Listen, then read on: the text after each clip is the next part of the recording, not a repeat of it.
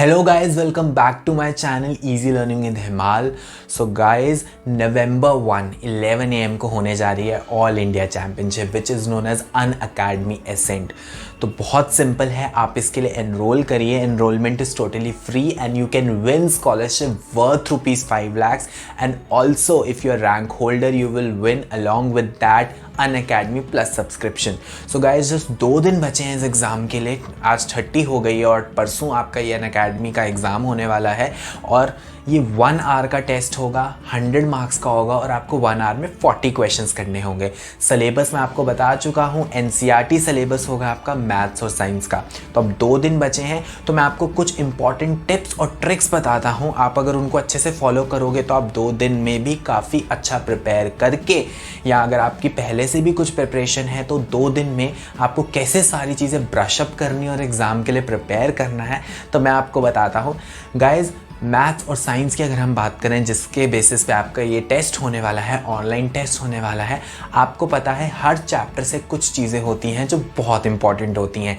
अगर मैं for example class 9th के लिए बात करूँ, मैंने फॉर एग्जांपल आपका एक चैप्टर ले लिया ग्रेविटेशन। तो आपको पता है ग्रेविटेशन में यूनिवर्सल लॉ ऑफ ग्रेविटेशन का फॉर्मूला बहुत इंपॉर्टेंट है। तो आप ऐसे इंपॉर्टेंट फॉर्मूलेस को लिख लीजिए, उसका या तो फ्लो चार्ट बना लीजिए या उसको मेमोराइज कर लीजिए, क्योंकि इस तरह के शॉर्ट आंसर टाइप में आपको बहुत हेल्प करेगा। और अगर मैं फॉर एग्जांपल 10th क्लास की बात करूं तो आपका एक चैप्टर है लाइट, तो उसमें आपका मिरर फॉर्मूला आता है, आपका लेंस फॉर्मूला आता है। I am just giving example. तो वैसे ही जो चैम्पियनशिप है ये ग्रेड 6 टू ग्रेड 12 के लिए है। तो जो जो आपके चैप्टर में इंपॉर्टेंट चीज़ें हैं, आप अभी 2 दिन हैं तो आप उसी पे ज़्यादा ध्यान दीजिए। And you know maths and science is full of formulas. तो आप सारे फॉर्मूलाज को अच्छी तरह मेमोराइज कर लीजिए और अब ज़रूरत है चैप्टर्स की रिवीजन करने का, क्योंकि 2 डेज़ में आप पूरा चैप्टर नहीं पढ़ सकते। जो आपने ऑलरेडी पढ़ चुके हो उसको रिवाइज करना बहुत ज़्यादा इंपॉर्टेंट है। तो उसके लिए आप अनअकैडमी ऐप विजिट कर सकते हो, वहाँ पे ऑलरेडी इतने ज़्यादा कोर्सेज हैं, ठीक है। तो आप किसी भी चैप्टर का कोई रिवीजन क्लास आप वहाँ पे देख सकते हो, जिससे कि आपका पूरा का पूरा चैप्टर जो है रिवाइज हो जाए, ठीक है। तो ये छोटे छोटे ट्रिक्स और टिप्स आप फॉलो करिए। NCERT में आपके काफ़ी इंटेक्स क्वेश्चंस हैं, एक्सरसाइजेस वाले क्वेश्चंस हैं और काफ़ी MCQs तो आपके NCERT बुक में ही प्रेजेंट है। तो आप वो 1 वर्ड वाले या जो आपके MCQs हैं उन पे ज़्यादा फोकस करिए, उन क्वेश्चंस को आप ज़्यादा प्रैक्टिस करिए। और आप ऑनलाइन भी काफ़ी, ठीक है, काफ़ी जगह जाके आप कुछ MCQs निकाल सकते हैं और आप उसको प्रैक्टिस कर सकते हैं, ठीक है।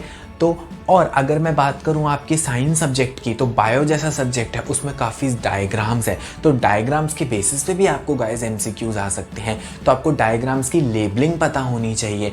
2 दिन में इन सारी चीज़ों को आप यूटिलाइज़ करिए, ठीक है, अपने प्रिपरेशन में इसको यूज़ करिए। एंड आई होप कि आपका एग्ज़ाम 1 नवंबर को बहुत अच्छा हो और आप ये चैम्पियनशिप में ज़रूर अच्छा करें और आप स्कॉलरशिप जीत पाएँ। तो गाइज चलिए एक बार मैं आपको अनअकैडमी प्लस के बारे में बता देता हूँ। So guys, let me introduce you to plus subscription plans. So as you can see, these are the price points, like you can take 1 month subscription, 6 month subscription, 12 month subscription. So these are the different price points and these are the value offerings of Unacademy Plus subscription, like live classes for all subjects daily, weekly quizzes, doubt solving live classes, practiced questions and test series. Now very interesting feature is that suppose today a class 9 learner takes a plus subscription for class 9, be it for any month, 1 month, 6 months, 12 months or any plan, he or she also gets access to class 10th, 11th and 12th courses for free. So if today I am a class 9 learner and I take a subscription for class 9th, I also get access to 10th, 11th and 12th courses for free. And these are some of the very interesting features of Unacademy Plus subscription. You can learn from top educators of the country. तो चलिए बच्चों class शुरू करते हैं। तो आज का जो मेरा टॉपिक है वो बहुत ज़्यादा इम्पॉर्टेंट है। अगर आप ग्रामर सीखना चाहते हैं, या मैं बोलूँगा इंग्लिश ग्रामर की जो फाउंडेशन होती है वो इसी टॉपिक से होती है और दैट इज़ कॉल्ड टेंसेस। सो अब मेरा मोटिव यही है कि मैं कुछ ग्रामर के ऐसे टॉपिक्स लेके आऊँ जिससे कि आपकी ना ही सिर्फ ग्रामर इंप्रूव हो जाए बट उसके साथ साथ आपकी ओवरऑल जो पूरी इंग्लिश है, चाहे वो राइटिंग स्किल्स है, स्पीकिंग स्किल्स है, वो सारी आपकी इंप्रूव हो सकती है। और इंप्रूव तभी होगी जब हम बेसिक्स पे ध्यान देंगे, ठीक है। सपोज आप मैथ्स पढ़ते हैं, साइंस पढ़ते हैं, उसमें भी क्या होता है, आपको हमेशा टीचर बोलता है कि आप बेसिक्स पे ध्यान दो, ठीक है। बेसिक समझना बहुत ज़्यादा ज़रूरी होता है, ठीक है। अगर आप कोई डायरेक्ट न्यूमेरिकल तो नहीं करते, पहले आप देखते हो वो न्यूमेरिकल किस लॉ पे बेस्ड है, उस न्यूमेरिकल का सिग्निफिकेंस क्या है, उस लॉ का सिग्निफिकेंस क्या है। उसी तरह से गाइज इंग्लिश ग्रामर में भी कुछ ऐसे टॉपिक्स हैं जो इंग्लिश ग्रामर की फाउंडेशन है और उनको स्ट्रॉन्ग करना बहुत ज़्यादा ज़रूरी होता है, क्योंकि उससे आपकी सारी चीज़ें क्लियर हो जाएंगी। आपका ग्रामर सेक्शन, रीडिंग, राइटिंग, हर सेक्शन क्लियर हो जाएगा। वैसा ही एक टॉपिक है टेंसेस। आप जब छोटे होते हो, स्कूल में होते हो, टेंसेस तभी से आपको इंट्रोड्यूस कर दिया जाता है और मेनली जब इसको अच्छे से पढ़ाया जाता है वो है क्लास 6 क्लासेस को अच्छे से पढ़ाया जाता है। तो अगर मैं इस टॉपिक की बात करूं for class 6th 7th and 8th, 6th 7th and 8th के इंग्लिश एग्ज़ाम में तो डायरेक्टली टेंसेस से क्वेश्चंस आते हैं, ठीक है। अगर आप 6th 7th या 8th में हैं तो आपको पता ही होगा आपके एग्ज़ाम में हर टाइम ग्रामर में टेंसेस का टॉपिक तो सिलेबस में होता ही होता है। क्यों? क्योंकि ये हमारी फाउंडेशन क्लासेस होती हैं। इसमें टेंसेस इसलिए पढ़ाया जाता है क्योंकि अगर हमारी फाउंडेशन ही वीक रह जाएगी तो गाइस हम आगे नहीं अच्छे से कर पाएंगे। अगर मैं बात करूं क्लास 9th की तो आप अपना CBSE का सिलेबस उठा के देखिए, CBSE के ग्रामर के सिलेबस में टेंसेस इज ऑलरेडी इंक्लूडेड। तो क्लास 9th का जो CBSE का भी पेपर होने वाला है उसमें भी टेंसेस आपका आएगा। अब मैं बात करता हूं क्लास 10th की। 10th में ग्रामर में 4 चीज़ें आती हैं, एडिटिंग, ओमिशन, गैप फिलिंग और आपका जम्बल्ड वर्ड्स। अब आप बोलोगे टेंसेस तो सिलेबस में नहीं है, ऐसा नहीं है गाइस। जो एडिटिंग है, ओमिशन है, जम्बल वर्ड्स है, गैप फिलिंग है, इन चारों में ही ग्रामर के कुछ कॉन्सेप्ट्स को टेस्ट किया जाता है थ्रू एडिटिंग, थ्रू ओमिशन। सो एडिटिंग, ओमिशन ये सब एक प्लेटफॉर्म है जिसके थ्रू आपकी ग्रामर टेस्ट की जाती है। तो टेंसेस, प्रेपोजिशंस, ये सब चीज़ें होती हैं जो इसमें इंक्लूड होती हैं। तो क्लास 10th के बच्चों के लिए भी टेंसेस समझना बहुत ज़रूरी है, क्योंकि अगर 4 मार्क्स का एडिटिंग का क्वेश्चन आएगा तो 1 या 1.5 मार्क्स के एरर्स टेंसेस के ही होते हैं। अगर ओमिशन का क्वेश्चन आएगा, फाइंड द मिसिंग वर्ड, तो 1 या 2 मार्क्स के मिसिंग वर्ड्स आपके टेंसेस से रिलेटेड होते हैं। Same goes with gap filling, same goes with jumbled words. Also in class 11th and 12th, 11th और 12th का भी जो ग्रामर का पोर्शन होता है उसमें भी जो क्वेश्चंस आते हैं उसमें बहुत बार टेंसेस से रिलेटेड क्वेश्चंस आते हैं। और अगर आपके टेंसेस अच्छे रहेंगे तो आप राइटिंग स्किल्स में अच्छा करोगे, आप अपने लिटरेचर सेक्शन में अच्छा करोगे। So this topic is very very important. तो चलिए गाइस इसको शुरू करते हैं।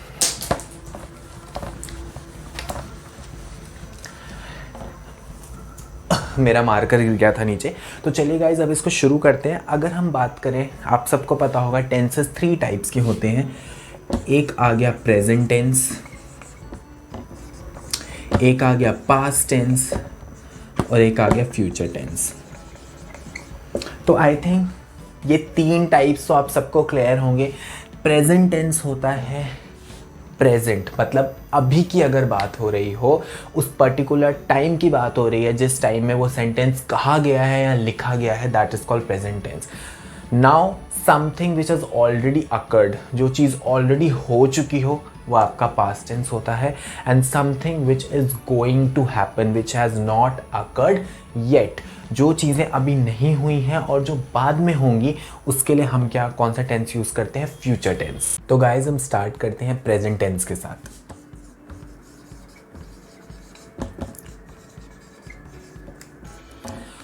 तो चाहे प्रेजेंट ले लें, हम पास्ट ले लें, फ्यूचर ले लें, इनकी आगे 4 सब टॉपिक्स होते हैं और चारों के डिफरेंट डिफरेंट रूल्स होते हैं। उन रूल्स को आप इजीली समझ सकते हैं। और कैसे समझेंगे, हम क्या करेंगे, उन रूल्स को एग्जाम्पल्स लेके समझेंगे। मतलब हम उसको एक सेंटेंस में इम्प्लीमेंट करके देखेंगे और फिर जब आपको उन रूल्स को सेंटेंस में इम्प्लीमेंट करने की हैबिट हो जाएगी तो आप करेक्ट ग्रामर अपने पेपर में लिख पाएंगे। ठीक है, तो इसकी प्रैक्टिस बनाना बहुत ज़्यादा इंपॉर्टेंट है। तो चलिए शुरू करते हैं और मैं इजीली आपको समझाता हूँ क्या करेक्ट रूल्स हैं। तो सबसे पहले हम 4 टाइप्स ऑफ प्रेजेंट टेंस जान लेते हैं। पहला is your simple present tense,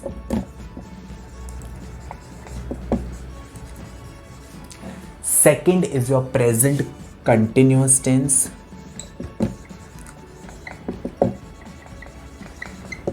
Third is your present perfect tense.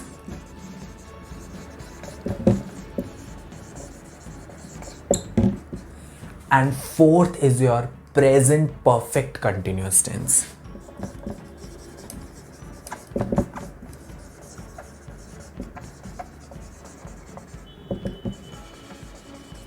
ठीक है, अगर हम देखें डे टू डे लाइफ में, वेदर रीडिंग एंड और इन राइटिंग और स्पीकिंग, फर्स्ट 3 टाइप्स सबसे ज़्यादा यूज़ होती है. फोर्थ टाइप थोड़ा हम कम यूज़ करते हैं, बट स्टिल हम यूज़ करते हैं. तो ऐसा नहीं कि हम इसको निगलेक्ट कर दें. बहुत जगह देखा है कि बुक्स वगैरह में फोर्थ वाले के बारे में बताया ही नहीं होता, बट ऐसा नहीं है, हमें चारों पढ़ने हैं. तो चलिए हम सबसे पहले शुरू करते हैं हमारे सिंपल प्रेजेंट टेंस के साथ.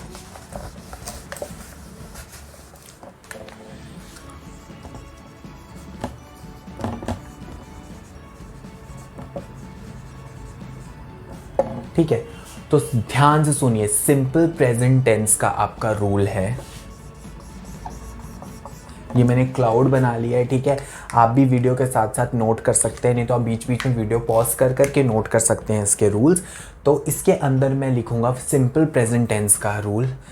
इसमें आपका आता है फर्स्ट फॉर्म ऑफ वर्ब. मैंने V1 लिखा है. V1 का मतलब है first form of verb. V2 second form of verb. V3 third form of verb. तो सिंपल प्रेजेंट टेंस में हम क्या यूज़ करते हैं? हम यूज़ करते हैं V1 फॉर्म ऑफ वर्ब, और V1 फॉर्म ऑफ वर्ब के साथ कभी कभी हम S भी लगाते हैं. अभी हम एग्जांपल लेंगे, सब कुछ क्लियर हो जाएगा, बट कम से कम हम एक बार आप रूल समझें कि रूल क्या है. I again repeat, simple present tense में आप यूज़ करते हो V1 फॉर्म ऑफ वर्ब, या V1 फॉर्म ऑफ वर्ब के साथ कभी कभी हम S भी लगा देते हैं. ठीक है, आई होप आपको V1, V2, V3 form of verb पता होने चाहिए. ठीक है, अगर आपको नहीं पता है तो डोंट वरी, मैं आपको थोड़ा क्विकली बता देता हूँ जिससे कि आपको याद आ जाए. और अगर आपको फिर भी इसमें मुश्किल है तो आप कमेंट सेक्शन में लिख दीजिए. मैं तीनों फॉर्म ऑफ वर्ब्स के बारे में एक वीडियो भी बना दूंगा. ठीक है, तो सपोज़ मैं एक ही वर्ड के 3 फॉर्म्स लिख रहा हूँ. सपोज़ एक वर्ड है डू. अब मैं इसके 3 फॉर्म्स लिख रहा हूँ जो हम बहुत ज़्यादा यूज़ करते हैं. Do, did, done. एक और वर्ड में लिखता हूं राइट. Right, road, written. ठीक है, एक और वर्ड लिखता हूं कुक. Cook, cooked, cooked. तो ये क्या है? डू, राइट, कुक, ये तीनों वर्ब्स हैं.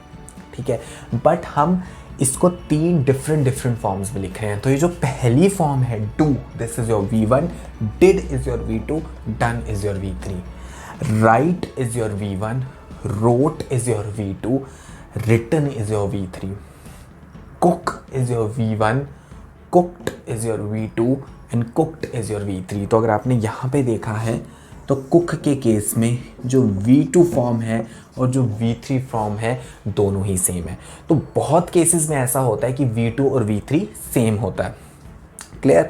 तो चलिए इसके बारे में हम किसी और वीडियो में कंप्लीट डिस्कशन करेंगे, बट एटलीस्ट आपको थोड़ा बहुत आइडिया लग गया कि ये क्या होता है, क्योंकि हमने टेंसेस में इसको यूज़ करना है. ठीक है, तो मैं जैसे जैसे यूज़ करता रहूँगा वैसे वैसे आपको बताता जाऊँगा. बट अभी हम फोकस करते हैं टेंसेस के ऊपर, क्योंकि वो हमारा आज का मेन टॉपिक है. तो चलिए देखते हैं क्या मतलब है V1 फॉर्म ऑफ वर्ब का या V1 फॉर्म ऑफ वर्ब के साथ S का. तो मैं लिखता हूं रमा डैश अ लेटर. ठीक है, और ब्रैकेट में मैंने आपको दे दिया है राइट. और आपको क्वेश्चन में बोला गया है आपको इस वर्ब का सिंपल, ये जो सेंटेंस है वो इस वर्ब की हेल्प से आपको सिंपल प्रेजेंट टेंस में लिखना है. अगेन आई रिपीट, आपको सपोज क्वेश्चन में गिवन है कि जो वर्ब आपने यूज़ करना है राइट, और जो आपने टेंस यूज़ करना है वो क्या है? Simple present tense. तो अब हम क्विकली दिमाग में सोचेंगे कि क्या रूल था सिंपल प्रेजेंट टेंस का. तो वो मुझे याद आ गया कि या तो हम V1 form of verb he use करेंगे या V1 फॉर्म ऑफ वर्ब के साथ S लगा देंगे.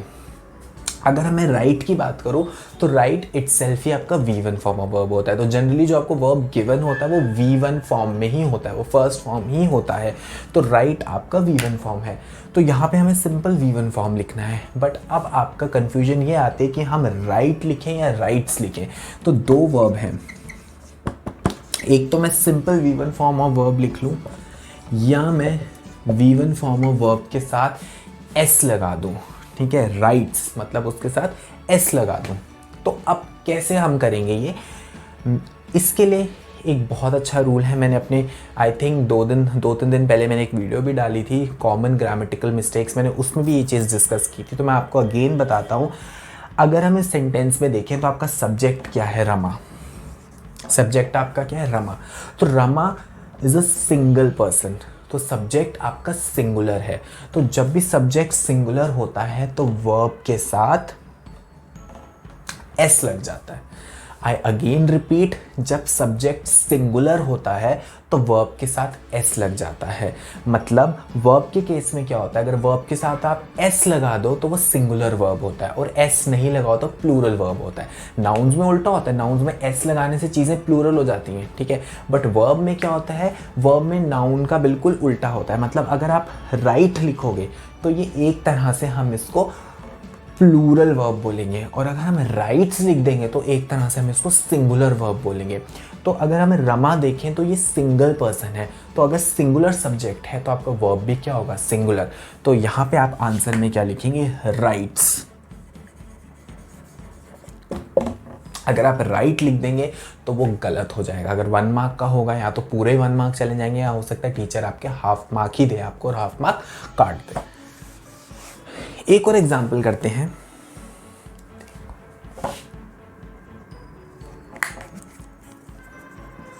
दे डैश फूड,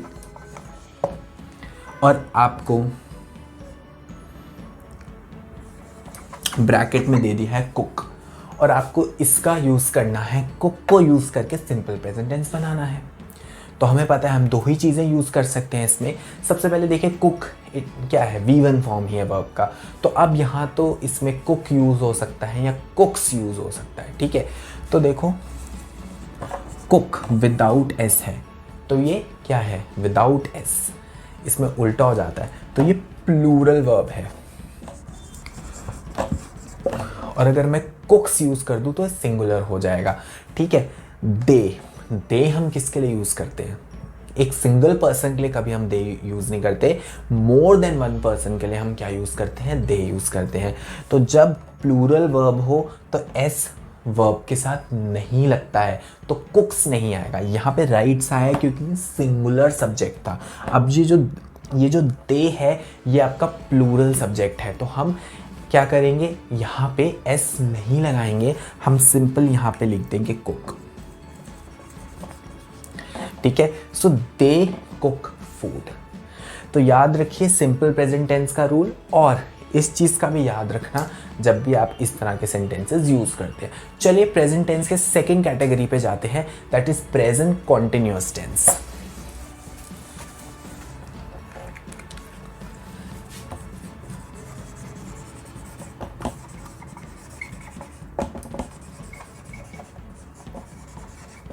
ठीक है, प्रेजेंट कॉन्टिन्यूअस टेंस का देखते हैं रूल क्या है। तो लेट्स मेक अ क्लाउड। ठीक है, क्लाउड बना लेते हैं और इसके अंदर रूल लिख लेते हैं। आप भी अपनी कॉपी में क्लाउड बना लीजिए। इसका रूल है is /am /r plus V1 plus ING। देखने में रूल बड़ा सा कॉम्प्लिकेटेड लग रहा है, बट जब आप इसको इम्प्लीमेंट करेंगे सेंटेंस में तो आपको बहुत ईजी लगेगा। इज /am /r का मतलब है तीनों में से कोई एक चीज़ आएगी, या तो इज आएगा, या तो am आएगा, या तो r आएगा। उसके साथ जो आपका वर्ब का V1 फॉर्म है उसमें ING लग जाएगा। सपोज कुक के साथ मैंने ING लगा दिया तो कुकिंग हो गया। तो V1 प्लस ING का वही मतलब है। राइट प्लस ING का मतलब हो गया राइटिंग आ गया। Clear guys? तो अब हम देखते हैं कि इज कहाँ लगेगा, am कहाँ लगेगा और r कहाँ लगेगा। अगर मैं सबसे पहले इसकी बात करूं तो वो लगेगा सिंगुलर सब्जेक्ट के साथ। और अगर मैं आर की बात करूं तो वो लगेगा प्लूरल सब्जेक्ट के साथ। ठीक है, तो ये तो बहुत बेसिक है गाइज, ये तो हम अपनी छोटी क्लासेस में पढ़ते आते हैं कि इज सिंगुलर के साथ लगता है और आर प्लूरल के साथ लगता है। और एम आपको पता है जब भी हम आई यूज़ करते हैं, जब भी वर्ड आई यूज़ किया जाता है तो आपका एम लगता है, सिंगुलर के साथ इज लगता है, आर के साथ प्लूरल लगता है। ठीक है गाइज, चले एग्जाम्पल लेके समझते हैं। ठीक है, वही एग्जाम्पल मैं ले लेता हूँ, रमा डैश अ लेटर। अब आपको ब्रैकेट में क्या दिया है, राइट वर्ड दे दिया गया है और आपको बोला है प्रेजेंट कॉन्टिन्यूअस टेंस को यूज करो।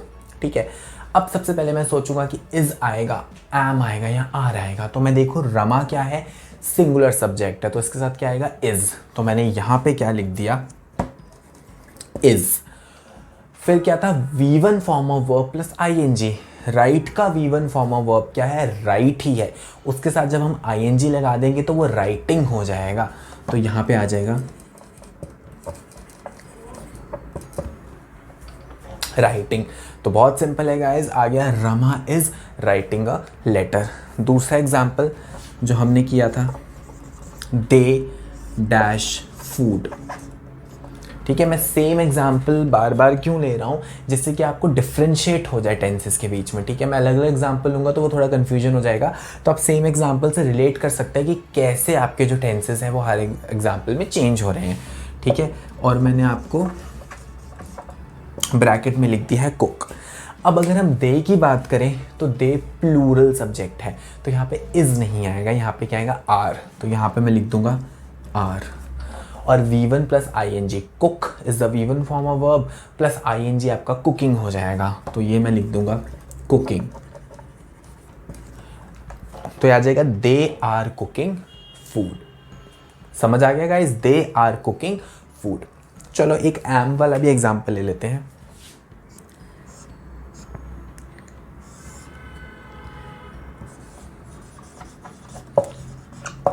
आई dash burger,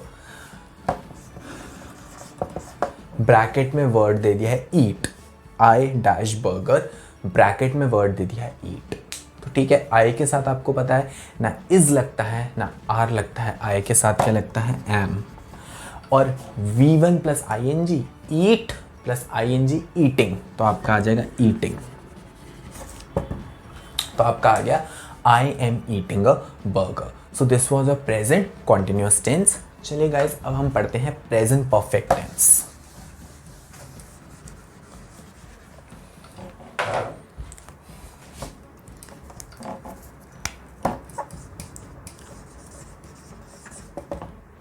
present perfect tense, तो चलिए क्लाउड बना लेते हैं और इसके अंदर अपना रूल लिखते हैं।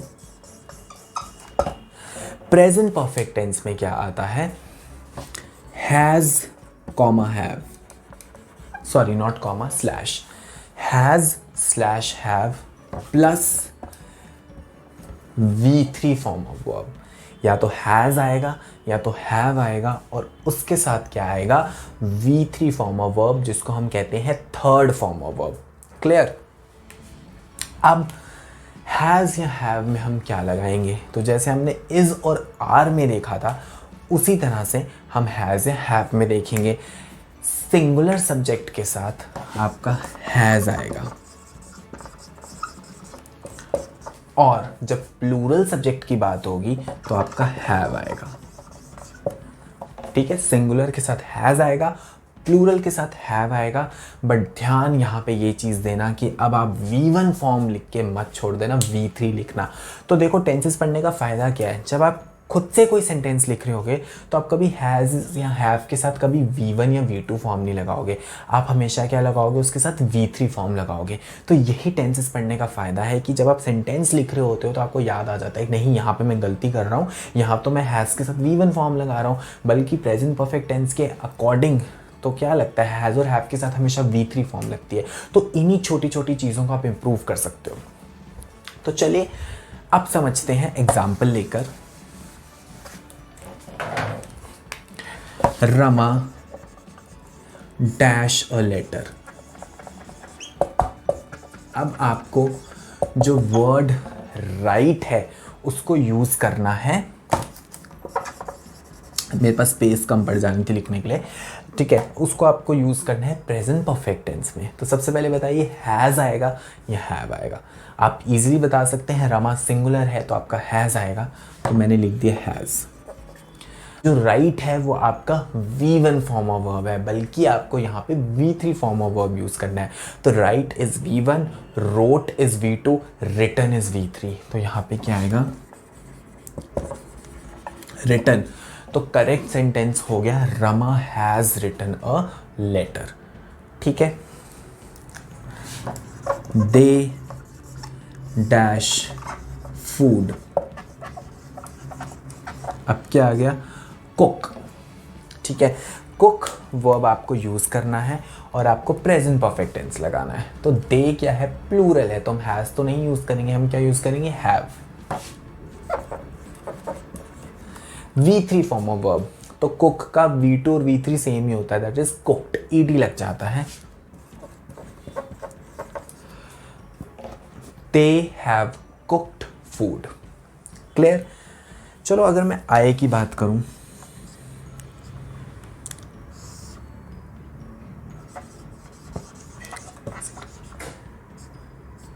तो सबसे इंटरेस्टिंग चीज़ मैं आपको बता दूं, ये एक्सेप्शनल केस है कि हम आए को कभी भी सिंगुलर की तरह ट्रीट नहीं करते, हम प्लूरल की तरह ट्रीट करते हैं। हमेशा याद रखना, आए के साथ कभी हम हैज़ नहीं यूज़ करते, हम हमेशा हैव यूज़ करते हैं। तो ये एक्सेप्शनल केस है आपका ग्रामर का कि आए को हम हमेशा यूज़ करते हैं प्लूरल की तरह।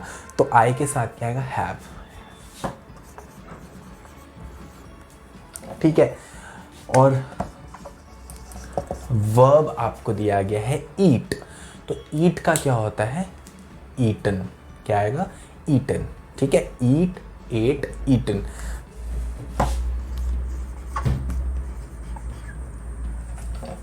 तो ये आपका सेंटेंस हो गया, आई हैव ईटन बर्गर।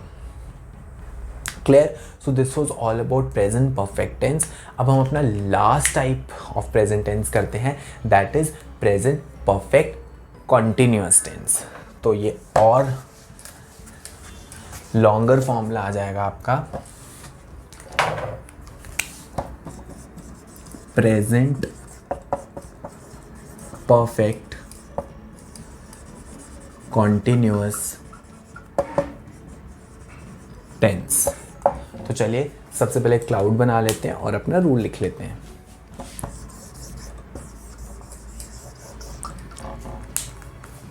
ध्यान से देखिए, हैज़ स्लैश हैव। तो पहली चीज़ तो यही है कि हैज़ आएगा या हैव आएगा, क्योंकि परफेक्ट टेंस है, तो परफेक्ट टेंस में हैज़ या हैव तो आता ही है।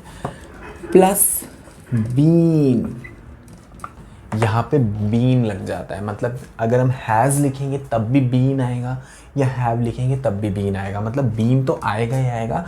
इन दोनों में से कोई एक चीज़ आएगी। प्लस कॉन्टिन्यूअस है तो V1 प्लस ING भी आएगा, तो ये आ गया V1 plus ING। Clear. Has slash have plus been plus V1 plus ING।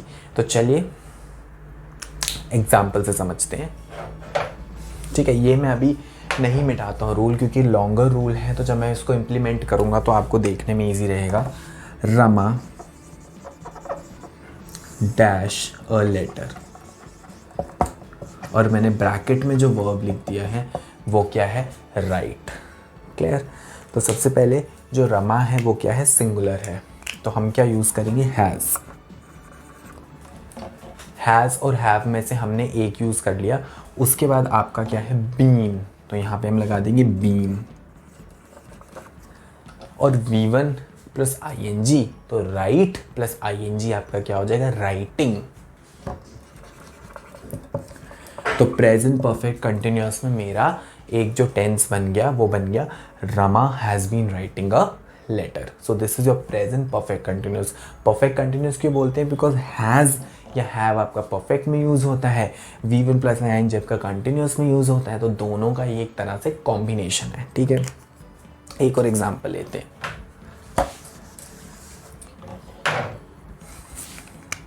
They dash food, और आपका जो वर्ब यहाँ पे यूज हुआ है वो है कुक, ठीक है। तो दे है या आपका प्लूरल सब्जेक्ट है, तो आप हैज़ नहीं यूज करेंगे, यहाँ पे क्या यूज करेंगे, हैव। और आपको पता है हैज़ और हैव के साथ उसके बाद जो सेकंड चीज आती है वो आती है बीन, तो यहाँ पे मैं लगा दूंगा been. V1 plus ING, cook plus ING आपका आ गया कुकिंग। तो they have been cooking food. Clear? One more example, I dash a burger.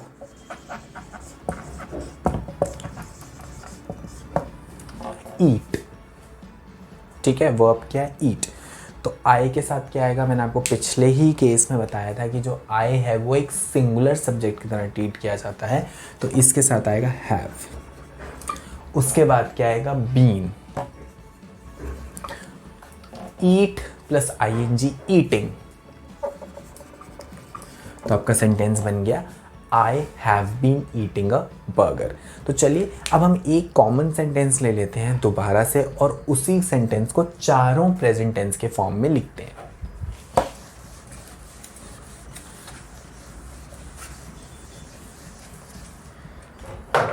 ठीक है, तो सेंटेंस है ही dash in the park. He dash in the park आपका sentence है और आपको वर्ड दिया गया है play. He dash in the park आपका सेंटेंस है और आपको वर्ब दिया गया है प्ले। तो आई थिंक आप सबको भी ट्राई करना चाहिए, तो वीडियो को पॉज करिए और आप खुद से ट्राई करिए, ठीक है। तो आई होप आपने ट्राई किया होगा। चलिए अब मैं करवाता हूँ। तो सबसे पहले हम बात करते हैं सिंपल प्रेजेंट टेंस की। सिंपल प्रेजेंट टेंस में आपको पता है क्या यूज़ होता है, V1 या V1 के साथ S। ही सिंगुलर है तो S लगेगा V1 के साथ, तो पहला आ जाएगा he plays in the park. तो ये रहा आपका सिंपल प्रेजेंट टेंस। नेक्स्ट आ गया आपका present continuous tense. Present continuous tense में क्या होता है, is, am, are plus V1 plus ING। तो ही के साथ आएगा is, play plus ING playing,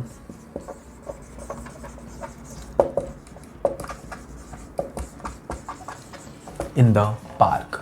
तो he is playing in the park. ये आपका आ गया प्रेजेंट कंटिन्यूअस टेंस। थर्ड अब हम आते हैं प्रेजेंट परफेक्ट टेंस पे। उसमें क्या लगता है आपका, हैज़ लगता है या हैव लगता है प्लस V3 फॉर्म लगता है। तो ही आपका सिंगुलर सब्जेक्ट है तो हैज़ लगेगा। प्ले का V3 फॉर्म क्या होता है, प्ले का V2 V3 फॉर्म सेम होता है, प्ले, प्लेड, प्लेड। तो हमारा आ जाएगा प्लेड इन द पार्क। तो ये रहा आपका प्रेजेंट परफेक्ट टेंस। और लास्ट आ गया प्रेजेंट परफेक्ट कंटिन्यूअस टेंस। तो ही क्या होता है present perfect continuous tense, has, have plus been plus V1 plus ING। तो ही के साथ अभी मैंने बताया हैज़ आएगा क्योंकि सिंगुलर सब्जेक्ट है, उसके बाद आपका बीन लग जाएगा, V1 plus ING, play plus ING आपका क्या हो जाएगा, प्लेइंग इन द पार्क।